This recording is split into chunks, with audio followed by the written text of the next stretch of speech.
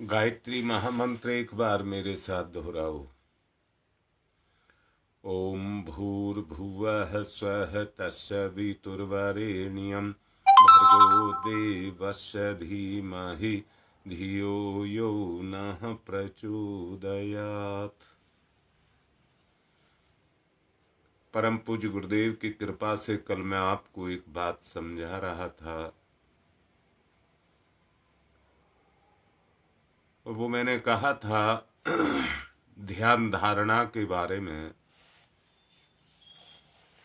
मैंने कल आपको कहा था सत प्रयास के बारे में। मैंने कल पूरा जोर एक ही चीज पर दिया था कि व्यक्ति की ध्यान कहाँ लगा है, वहीं पर उसकी धारणा होगी। मैंने कल समझाया था पूजा पाठ के अनेक तरीके हैं, एक तरीका नहीं है।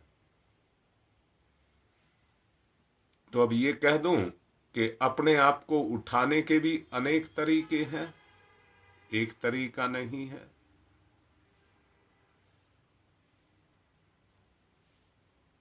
बड़े ही अपनेपन के साथ एक बात कह रहा हूं, ध्यान भी कई प्रकार के हैं। उनमें से अधिकांश में ईश्वर की छवि की कल्पना की जाती है, साथ ही उसके सानिध्य की अपेक्षा भी की जाती है। परंतु इस प्रक्रिया के साथ इतना और जोड़ लेना चाहिए कि परमात्मा और आत्मा के बीच में एक अविच्छिन्न संबंध जुड़ जाए, जो किसी भी स्तर पर छिन्न भिन्न ना हो, किसी भी स्तर पर छिन्न भिन्न ना हो, ऐसा एक स्तर हमारा जुड़ जाए।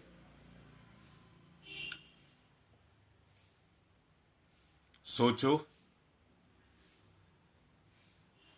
परमात्मा सर्वव्यापी है, न्यायकारी है। परमात्मा सारे अच्छाइयों का केंद्र है।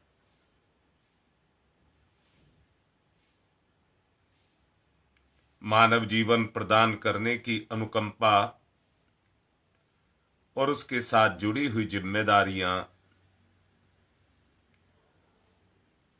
एक क्षण के लिए भी उनको भुलाया ना जाए, एक क्षण के लिए भी उनको भुलाया ना जाए। अब यहां फिर से कहूंगा, जितने भी पाखंड हैं वो सब एक आवरण है। जो हमें अपनी तरफ खींचते हैं। कल भी मैंने आपको बताया था, धरती अगर अपने संतुलन को बनाती है तो गुरुत्वाकर्षण बल के कारण बनाती है। अगर वो अपने परिपथ पर दौड़ रही है, एक सेकंड भी इधर से उधर नहीं होती, एक कण रंच मात्र भी नहीं होती, जो उसका परिपथ है उसी पर घूमती रहती है। उस परम सत्ता ने हमें अपने से अलग इसलिए किया है कि उसके निर्धारित चक्र के अंदर हम अपने आप का भ्रमण करें। अंदर से चेतना का और बाहर से पदार्थ का, संसार का सुख हम भोगें। हर स्थिति में ईश्वर का एक ही उद्देश्य है, वो हमसे सुखों से वंचित नहीं करना चाहता, परंतु अपने से भी नहीं करना चाहता। सांसारिक जितनी भी इच्छाएं हैं चाहे भोग है, विलास है, काम है, वासना है, तृष्णा है, जो कुछ भी संसारिक है,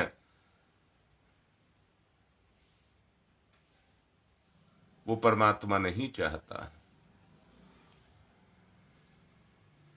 सुख देना चाहता है, सुख के लिए कोई बना ही नहीं है, सुख देना चाहता है। उसने इस संसार के अंदर रस पैदा किया है।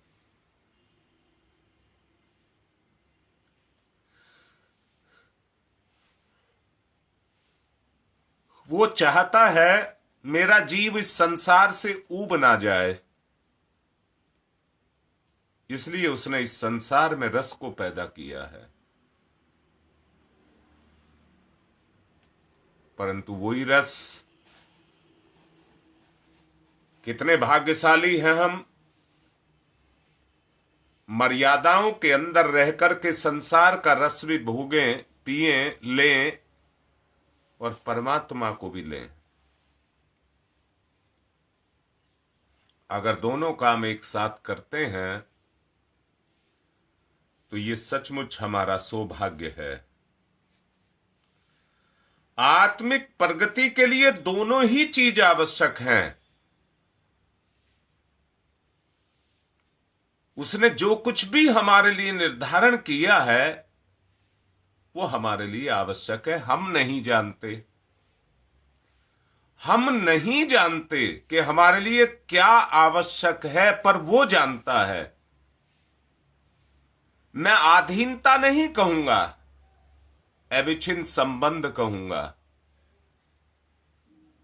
अगर हमारा उसके साथ अविच्छिन्न संबंध जुड़ा है, ना टूटने वाला संबंध जुड़ा है, और कर्तव्य भावना हमारे ऊपर काम कर रही है,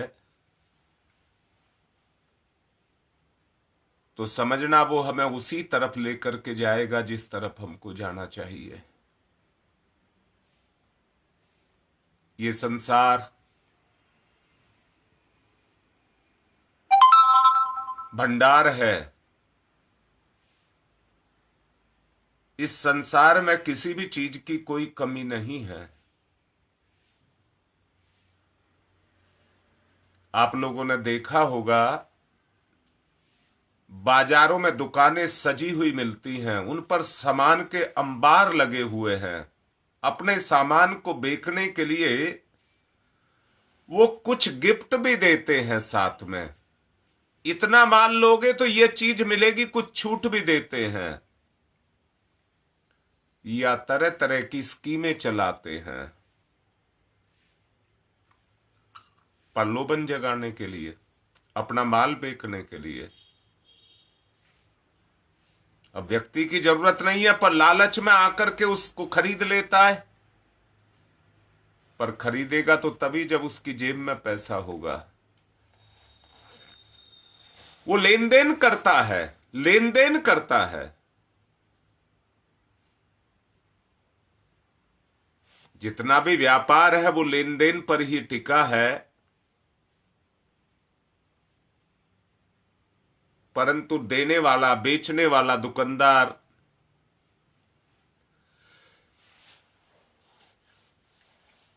जितनी कीमत में माल को खरीदता है, उस पे अपना मेहनताना या कुछ मुनाफा लगा करके उस माल को बेच देता है।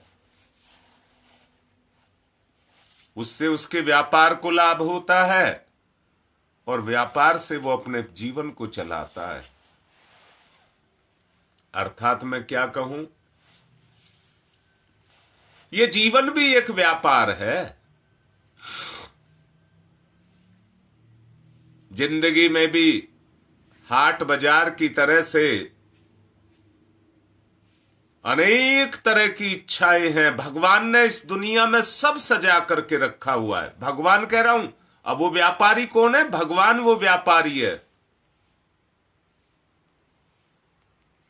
जिसने इस दुनिया में सब कुछ सजा करके रखा हुआ है। आप जो लेना चाहते हैं ले लीजिए, परंतु जैसे हाट बाजार से सामान लेने पर उसकी कीमत चुकानी पड़ती है, ऐसे ही आपको ईश्वर की भी कीमत चुकानी पड़ती है।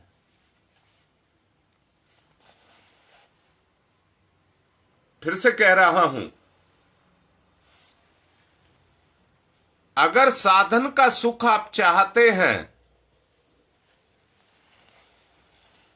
तो उसकी कीमत आपको देनी पड़ती है। साधन की कीमत देनी पड़ती है।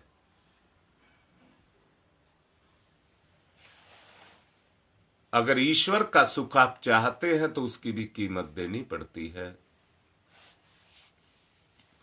संसार में रुपए की प्रधानता को कौन नहीं जानता? अगर जानते हैं तो उसको देख करके पैदा होता है लालच। धन को देख करके लालच पैदा होता है। रूप को देख करके इच्छा पैदा होती है। वो जुड़ा हुआ है। लालच पैसे के प्रति होता है और अगर उससे इच्छा पूरी करनी है तो उसको खर्च करना पड़ता है। इच्छा बढ़ जाए तो जितनी बढ़ जाती है उतना ही खर्च बढ़ जाता है। कमाई छोटी पड़ जाए तो गरीबी आ जाती है। फिर आदमी मोहताज हो जाता है, तरसता है, क्योंकि आवश्यकताएं बढ़ा ली, इच्छा बढ़ा ली। और इच्छा के बढ़ाने के कारण वो तरसता है, तड़फता है। अब दूसरी बात कह रहा हूं, कान खोल करके सुन लेना। आत्मिक संसार में भी एक दौलत काम करती है, उसको प्राण कहते हैं। प्राण। जो व्यक्ति जितना प्राणवान है उतने ही सुख को पाता है। जो व्यक्ति जितना प्राणवान है उतने ही सुख को पाता है। जैसे संसार में इच्छा ज्यादा कर जाता है और इच्छा ज्यादा करने के कारण अपनी धन दौलत को गंवा करके निर्धनता को वर्ण कर लेता है, ऐसे ही आत्मिक संसार में जीव जरूरत से ज्यादा सुखों को पाकर के अपनी उस पूंजी को, जो प्राण की पूंजी है, उसको गंवा बैठता है। और उसको गंवा बैठने के कारण उसका आत्मिक संतुलन खराब हो जाता है।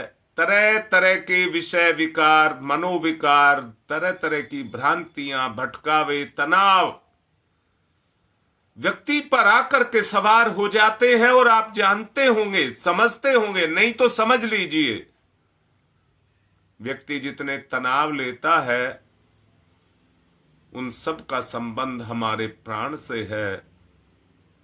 जानते हैं, जब धन नहीं व्यक्ति के पास रहता है तो व्यक्ति एक मानसिक दबाव में रहता है जिसके अंदर खिंचाव आना शुरू हो जाता है। रिश्तों में खिंचाव आना शुरू हो जाता है और इसी को तनाव कहते हैं। तनाव किसको कहते हैं? हमारी नस नाड़ियों में खिंचाव पैदा हो जाता है। हमारे शरीर की नस नाड़ियों में खिंचाव पैदा हो जाता है विचार के उलझने से। प्राण की कमजोरी के कारण नसें सिकुड़ने लग जाती हैं, खिंचने लग जाती हैं, अंग अवयव ढीले पड़ने लग जाते हैं और हम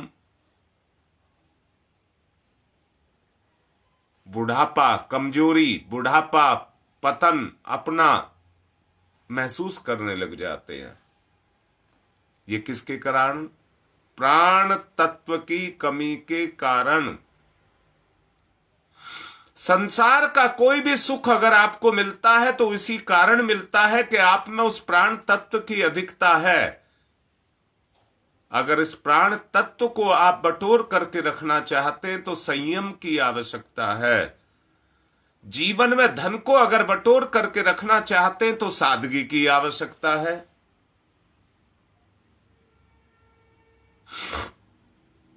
अगर जीवन में सादगी को अपना करके केवल मूलभूत आवश्यकताओं की पूर्ति की जाए तो आदमी के पास इतना है कि अपने गुजारा जितने में वो करता है 5 का और गुजारा कर देगा, यानी कि 5 गुना गुजारा और कर देगा। इतना हर आदमी के पास है। बची हुई दौलत को जिस तरह से आदमी पुण्य परमार्थ में लगाता है और अपने भाग्य का निर्माण करता है, इसी तरह से अपनी बची हुई आत्मिक दौलत को सबको देता है। मैं फिर से पूछ रहा हूं, किसको जरूरत नहीं है आत्मिक दौलत की? किसको जरूरत? अरे दुश्मन भी उस आत्मीयता को चाहता है। बुरे से बुरा, पापी से पापी व्यक्ति भी उस आत्मीयता को चाहता है। यह अलग बात है। मैंने कल आपको समझाया था, परसों समझाया था कि जब एक नशा ना करने वाला अपने को नशे से लगा लेता है और उसकी आदत में आकर के बैठ जाता है, जो अंदर से उसको मजबूर करता है उस नशे के लिए, एक आकर्षण उसके अंदर पैदा होता है, वो खींचता है अपनी तरफ को और बार बार उस काम को करने के लिए उसको प्रेरित करता है। ऐसे ही लोभी व्यक्ति को लोभ अपनी तरफ खींचता है, आकर्षण पैदा करता है और उसे मजबूर करता है उसी काम को करने के लिए। अंततः क्या होता है? ये सारी चीजें उसके प्राण पर दबाव बनाती हैं। अंदर की जो दौलत है वो कमजोर पड़ती चली जाती है और कमजोर पड़ने के कारण जवानी में बुढ़ापा आ जाता है। व्यक्ति में अपनी क्षमताएं नहीं रह जाती हैं। व्यक्ति में अपनी क्षमताएं नहीं रह जाती हैं और क्षमता ना रहने के कारण व्यक्ति उस बोझ को, उस जिम्मेदारी को बोझ मानने लग जाता है और बोझ मानने के कारण उसके भार को उठा नहीं पाता है। उसके भार को उठा नहीं पाता है और ना उठाने के कारण उसकी चेतना उस बोझ के तले जाकर के दब करके रह जाती है। ऐसा समझिए जैसे किसी सांप के फन पर कोई पत्थर रख दिया जाए और इतना भारी हो जिसको वो हटा ना सके, उसके नीचे दब करके वो केवल अपनी पूंछ को पटकता रहता है, परंतु लाचार होकर के उसको छोड़ नहीं पाता है। आज व्यक्ति की यही स्थिति पैदा हो चुकी है। व्यक्ति तरह तरह के दबाव, तनाव के अंदर आ गया है और तनाव के अंदर आने के कारण आज वो कमजोर है। मैं फिर से कहता हूं, भगवान का हाट बाजार तो संपदाओं से पटा पड़ा है। उसमें किसी तरह की गुण की, संपदा की कोई कमी नहीं है, पर उनको प्राणवान ही ले सकता है।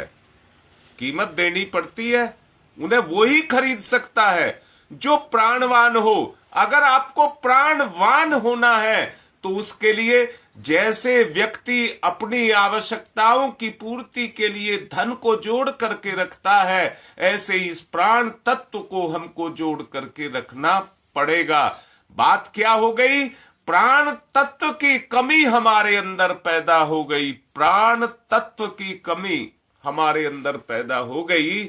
अगर उस संतुलन को बनाना चाहते हैं तो देखिए भाई, हर चीज का संतुलन, किसी भी निर्माण में कोई चीज काम आती है, किसी भी निर्माण में कोई चीज काम आती है, अर्थात जिसका निर्माण करना है उसी चीज का इस्तेमाल करना पड़ेगा।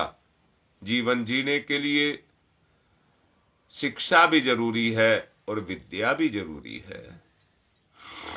दोनों बहुत जरूरी हैं, परंतु शिक्षा से विद्या का संतुलन बनता है और विद्या से शिक्षा का संतुलन बनता है। परंतु हो क्या गया? हम संसार में आकर के भटक गए और भटक जाने के कारण आप कुछ मत देखिए, केवल अपने आपे को देखिए। कुछ मत देखिए, कोई चीज काम नहीं आएगी, आपका आपा काम आएगा। आप कितना मुस्कुराते हैं। मैं वो मुस्कुराहट नहीं कह रहा जिसमें खीज हो। अरे खिलखिला करके हंसना प्रसन्नता का गुण जिसको कहते हैं, वो कितना आपके अंदर है। आप कितना, जितना, ये उतना ही होगा जितना आप संतुलित हैं। जितना आप संतुलित हैं, ये गुण आपके अंदर उतना ही होगा। मैं बार बार कह रहा हूं, जिस तरह से हाट बाजार की मैं बात कह रहा, आज देखिए गांवों से लगा करके, पहले गांवों में जो दुकानें देखने को नहीं मिलती थी, जो सामान खरीदने को नहीं मिलते थे, अब वो बढ़ते बढ़ते गांवों में जाकर के घुस गए हैं। वो दिखावा आज गांवों में भी जाकर के घुस गया है। जो सामान्य व्यक्ति अपना जीवन जीता था, जो सामान्य जीवन जीता था, आज उसका भी जीवन असामान्य बनकर के खड़ा हो गया है। आदमी की अंदर की वृत्ति को पहचान करके देखिए, आदमी अंदर से क्या चाहता है।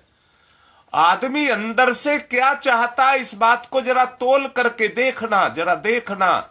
अगर आप अंदर से देखेंगे तो आज आदमी तड़फ रहा है। जेब में पैसा नहीं है, वो सुख नहीं उठा पाता। उस पैसे की बात नहीं कह रहा, मैं प्राण की पूंजी की बात आपसे कह रहा हूं, जिसको वो गंवा चुका है। मैंने पिछले एक प्रवचन में आपसे कहा था, धैर्य की बात कहा था। जैसे पेट के अंदर पाचन शक्ति है, जैसे पेट के अंदर पाचन शक्ति है, वैसे ही हजम करने की ताकत आपके अंदर भी है, और उस ताकत को धैर्य कहते हैं। जितनी सहन शक्ति आपके अंदर होगी, अब मैं दूसरे की बात को नहीं कह रहा हूं, आपकी ही इच्छाएं आपको भड़काती हैं। आपकी ही इच्छाएं आपको भड़काती हैं, भड़काती नहीं, मजबूर करती हैं। अपने सुख के लिए, अपने स्वार्थ के लिए, अपने भोग के लिए वो आपको मजबूर करती हैं। धैर्य ना होने के कारण हम सहन नहीं कर पाते, सहन नहीं कर पाते। अर्थात इसका एक ही कारण है, असंयम। असंयम, असंयम के कारण आज हमारी ये अवस्था बन करके खड़ी हो गई है। हम इस अवस्था में पहुंच चुके हैं जहां पर धैर्य यानी कि बर्दाश्त यानी कि सहन शक्ति नाम की कोई चीज हमारे अंदर नहीं रह गई है। पेट्रोल को चिंगारी छुआने की देर है कि वो तुरंत भड़क उठता है। आज की व्यक्ति की स्थिति भी ठीक इसी तरह की हो गई है कि उसको छेड़ने की जरूरत है, वो तुरंत फट करके पड़ता है, तुरंत फट करके पड़ता है। और फट करके पड़ने से क्या है, जैसे बारूद को चिंगारी लगा देते हैं तो वो तब तक चुप नहीं बैठता जब तक अपने आप को पूर्णतया खत्म ना कर दे। यानी कि वो जितना बारूद है वो सब जल करके राख ना हो जाए, तब तक वो चुप नहीं बैठता है। आज के आदमी की भी स्थिति यही पैदा हो चुकी है कि वो अपना जब तक सब कुछ खत्म नहीं कर लेता तब तक वो शांत होकर के नहीं बैठता। अब जरा बताओ क्या आवश्यकता, मैं आवश्यकता की बात कह रहा हूं, भूख की और भोग की बात नहीं कह रहा, आवश्यकता की बात कह रहा हूं। जो मूलभूत हमारी आवश्यकताएं हैं, जिनको हम पूर्ति करना चाहते हैं, जिसके लिए हम संसार में आए हैं, जिससे हम अपने सांसारिक संतुलन को बना करके रख सकते हैं, क्या उसकी आवश्यकता है या नहीं है।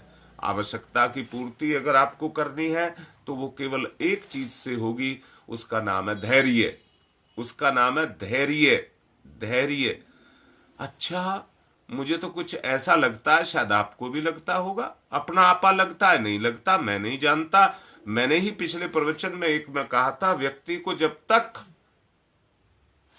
उसकी अंदर की आंख नहीं खुलेंगी, आदमी की आंख नहीं खुली है, आदमी सो रहा है, उसको कोई जीभ दिखा रहा है, ठेंगा दिखा रहा है, उसको कोई फर्क नहीं पड़ता। परंतु आंख खुली हो और उसकी आंखों के सामने उसको कोई ठेंगा दिखाए, जीभ दिखाए, तो उस पर फर्क पड़ता है, उस पर फर्क पड़ता है।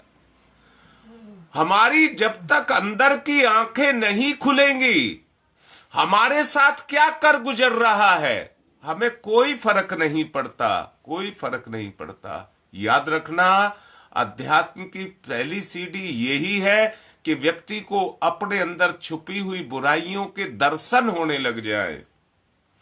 भगवान के दर्शन तो तब होंगे जब भगवान के गुण आपके अंदर आ जाएंगे। लोभी के अंदर लोभ के गुण आते हैं तो उसे धन दिखाई देने लग जाता है। मैं दोबारा से बोल रहा हूं, जरा ठीक से समझना। जब कभी हाट बाजार में आप जाते होंगे तो भीड़ को देख करके आपके मन में घृणा पैदा होती होगी, हटाओ, मुझे चलने के लिए रास्ता ही नहीं छोड़ते हैं।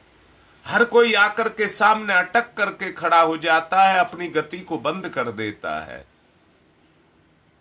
परंतु याद रखना, जो व्यक्ति लोभी है उसे संसार में रखी हुई वो वस्तुएं धन दिखाई देंगी और उसका आकर्षण जगेगा कि मुझे ये भी मिल जाए, ये भी मिल जाए, ये भी मिल जाए। जेब में पैसे नहीं है पर इच्छा है ये सब चीज मुझे मिल जाए। वो इच्छा, उसके अंदर चाहत पैदा होती है, आवश्यकता महसूस होती है, वो चाहता है ये चीज मुझको मिल जाए। अब मैं फिर से कह रहा हूं, जिसकी जैसी वृत्ति है, जिसकी जैसी वृत्ति है, हाट बाजार लगते हैं तो उसमें लफंगे भी जाते हैं, उठाईगीर भी जाते हैं, ग्रहकट भी जाते हैं, धोखेबाज भी जाते हैं, वो सब भी जाते हैं। काहे के लिए? अपनी अपनी इच्छाओं की पूर्ति करने के लिए। क्यों जाते हैं? इसमें देना नहीं पड़ता है।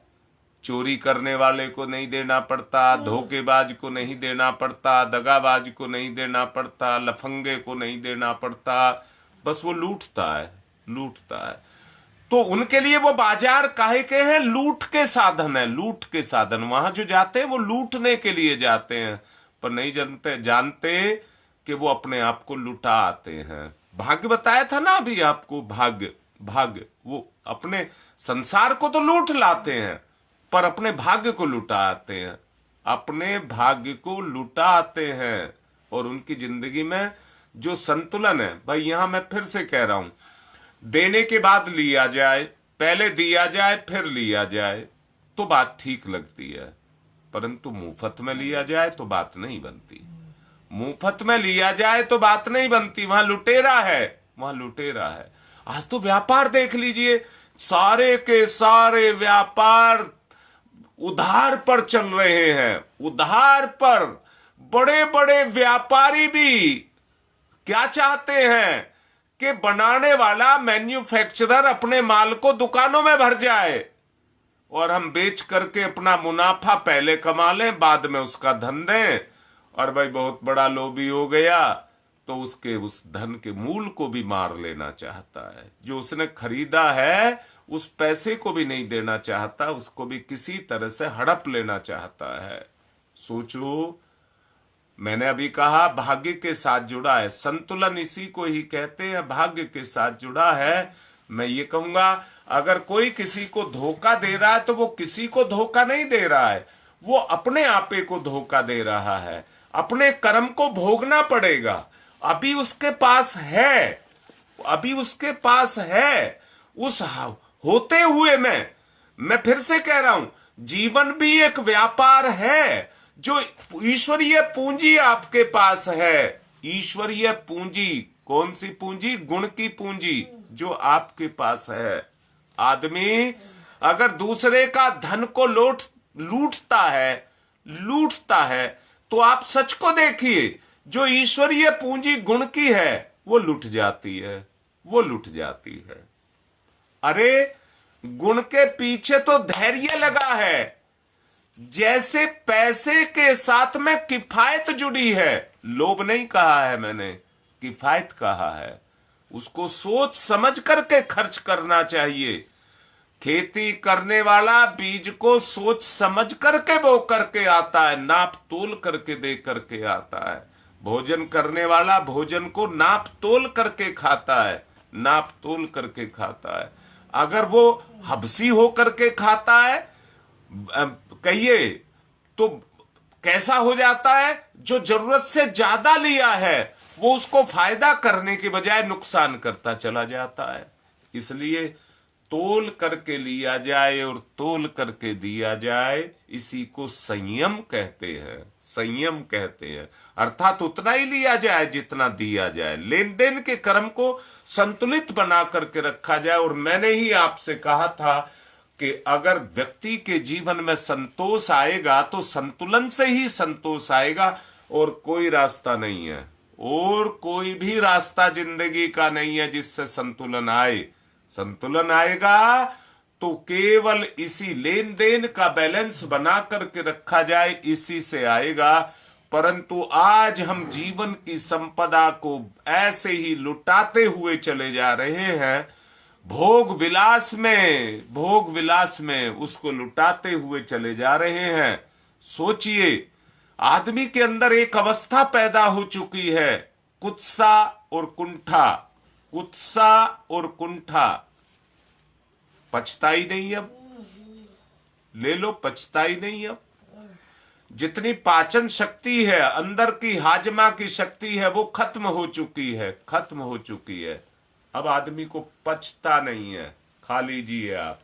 आज आदमी की स्थिति हबसी की हो गई है। कैसी हो गई है? आप ईमानदारी से सच्चाई को देखिए। आप जब अपने चारों तरफ देखेंगे तो आपसे हर कोई इच्छा रखता होगा, ला मुझे ये दे, मुझे ये दे, मुझे ये दे। आज का रिश्ता कैसा हो गया है? सब लेने की बात सोचते हैं, देने की बात कोई नहीं सोचता। तो बताइए संतुलन कैसे बनेगा? उस संतुलन की बात को जरा सोचो, वो संतुलन कैसे बनेगा? अगर उस संतुलन को हम बढ़ाना चाहते हैं तो उसका केवल केवल केवल एक ही रास्ता है कि आदमी लेन देन के संतुलन को बना करके रखे, और देना ज्यादा और लेना कम। मैंने फिर से कहा, जिस तरह से व्यापार चलता है तो जितने का माल खरीदा है उसमें कुछ बढ़ा करके बेचना पड़ता है। ये संसार तो इस आधार पर चलता है। जितना व्यापार है इस आधार पर चलता है।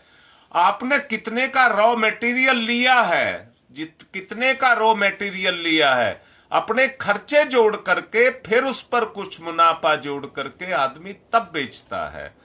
इसी तरह से जीवन का भी अगर आपको व्यापार करना है तो ये बिल्कुल उसका उल्टा है, बिल्कुल उसका उल्टा है। उल्टे से मतलब क्या है? आप संसार में हैं, टिक नहीं सकते। आप संसार में हैं जरूर, पर इस शरीर में आप टिक नहीं सकते। इसको छोड़ करके आपको जाना ही पड़ेगा, इसको छोड़ करके जाना ही पड़ेगा। तो फिर यहां पर आदमी एक बात को सोचता है, किस उद्देश्य के लिए मेरा जन्म हुआ है, किस उद्देश्य के लिए मेरा जन्म हुआ है, मैं अपने उस उद्देश्य की पूर्ति करूं जिसके लिए मेरा जन्म हुआ है। अगर व्यक्ति अपने उस उद्देश्य की पूर्ति करता है जिसके लिए उसका जन्म हुआ है, तो ये जीवन भी एक व्यापार बन जाता है। और कैसा व्यापार है ये? मैंने कहा वो व्यापार से ये व्यापार बिल्कुल उल्टा है, उल्टा है। अगर आप अपनी पूंजी को बढ़ाना चाहते हैं तो गुण की पूंजी को बढ़ाइए, और गुण की पूंजी को बढ़ाना है तो किसान के तरीके से आपको अपने जीवन को जीना पड़ेगा। जिस तरह से खेत में जाकर के वो अपनी फसल को उगाता है और एक दाने के 100 गुना बना करके बढ़ा करके लेकर के आता है, उसके पीछे उसका पारिश्रमिक लगा हुआ है, परिश्रम लगा हुआ है। उस परिश्रम के बदले में उसको वो पूंजी मिली है, उसके परिश्रम के बदले में उसको धरती माता ने वो पूंजी दी है। ठीक इसी तरह से जो व्यक्ति अपनी आत्मीयता को दूसरों के उत्थान के लिए, मैं यहां फिर से बात को रोक करके एक बात कह देना चाहूंगा, सहायता किसकी करनी चाहिए? सहायता असहाय की करनी चाहिए, कमजोर की करनी चाहिए, मजबूर की करनी चाहिए, परंतु निकम्मे की नहीं कह रहा हूं, निकम्मे की नहीं कह रहा हूं। निकम्मे की कोई सहायता नहीं होती। सहायता के पीछे जो शक्ति काम करती है अंदर से ये व्यक्ति के अंदर एक इच्छा होती है, मेरे पास ये चीज होती तो मैं इस काम को करके दिखा देता, मैं इस काम को कर देता। इसलिए ऐसे आदमी की सहायता करनी चाहिए जिसके पास इच्छा भी है और करने की सामर्थ्य भी है। अगर हम उनको आगे बढ़ा दें तो वो भी अपने जीवन की मूल धारा में आ जाएं, जीवन की मूल धारा के अंदर आ जाएं और वो भी अपने जीवन को आत्मनिर्भर होकर के जीने लगें, आत्म होकर के जीने लगें। मैं फिर से कहता हूं, ये भौतिक संसार तो धन और दौलत के आधार पर, साधन के आधार पर चलता है, परंतु जीवन आत्मिक गुणों के आधार पर चलता है। आत्मिक गुणों की संपदा जिसके पास जितनी है वो अपने आप को उतना ही आगे बढ़ाता हुआ चला जाएगा। इसलिए बहुत जरूरी ये है कि हम ध्यान, मैंने बताया था कई प्रकार के ध्यान होते हैं, ध्यान एक ही प्रकार का नहीं होता है। आप जो भी काम करते हैं अगर उसको ध्यान के साथ करते हैं, या मैं फिर से कहूंगा ध्यान के साथ संयम, समाई, सहन शक्ति वो जुड़ी हुई है, वो जुड़ी हुई है। व्यक्ति अपने जीवन को जिसको जीता है, पग पग पर उसके लिए कठिनाई है, हर पग पर उसके लिए कठिनाई है। इतना आसान नहीं है, इतना आसान नहीं है। पर व्यक्ति अपने मंजिल पर पहुंचने के लिए मजबूर है उन कदमों को उठाने के लिए। जैसे व्यक्ति अपने शारीरिक जीवन को जीने के लिए भोजन की उसको नितांत आवश्यकता है, काम नहीं चलता उसके बगैर, उसके बगैर काम नहीं चलता। भोजन उसको लेना ही पड़ेगा, हर अवस्था में उसको भोजन लेना ही पड़ेगा। ठीक इसी ही तरह से आत्मिक जीवन में उसको गुणों को वर्ण करना ही पड़ेगा। कोई तरीका, कोई रास्ता नहीं है, कोई तरीका और कोई रास्ता नहीं है। उस रास्ते पर हर हालत में उसको चलना ही पड़ेगा और कोई भी तरीका नहीं है। मैं फिर से कह रहा हूं, वो अगर आपने वर्तमान को टालता रहे, वो अपने वर्तमान को अगर टाल रहा है तो वो उतना ही अपने आप को इस संसार के कीचड़ में, गंदगी में अपने आप को फंसाता हुआ चला जा रहा है। मैं फिर से कह रहा हूं, मिट्टी और पानी अलग अलग चीज हैं। मिट्टी और पानी दोनों के गुण अलग अलग हैं, दोनों अलग अलग तत्व हैं। एक पृथ्वी तत्व है और दूसरा जल तत्व है। परंतु जब दोनों आपस में मिल जाते हैं तो एक से गुण होने के ना कारण, अलग अलग गुण होने के कारण वो उसको सड़ा देता है, वो उसको सड़ा देता है। पानी देखना, जिस मिट्टी में भरा रहता है वो मिट्टी सड़ जाती है और मिट्टी सड़ती है तो वो पानी को सड़ा देती है। दोनों एक दूसरे को सड़ा देते हैं।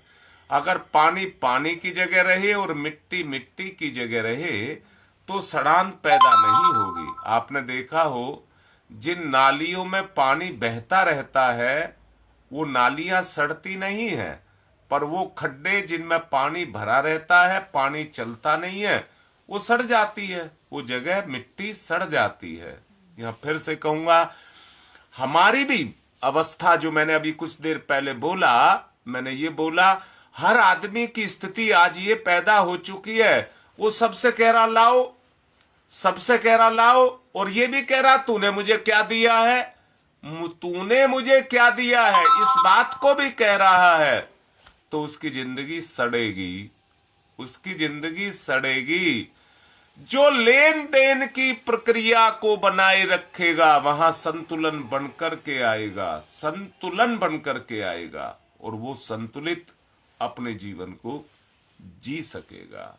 मेरा बहुत ही आप लोगों से आत्मीय अनुरोध है, आत्मीय अनुरोध कह रहा हूं कि अपने जीवन के उस प्राण तत्व को, जैसे हम धन को बचाने की, यहां मैं कल इसको और आगे बढ़ाऊंगा क्योंकि आज का समय पूरा हो गया है, कल इसी विषय को और आगे बढ़ाऊंगा।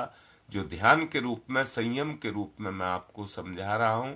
कल इसके बारे में और समझाऊंगा। आज की बात को यहीं पर मैं संपन्न कर रहा हूं, इसी प्रार्थना के साथ आप इस पर चिंतन करिए, सोचिए और जानिए, महसूस करिए। जब तक व्यवहार में नहीं आएगा सब बेकार है, सब बेकार है। इसलिए सच्चाई पर आओ और समझो, करो। आज की बात को संपन्न करते हैं। ओम शांति ही शांति ही शांति।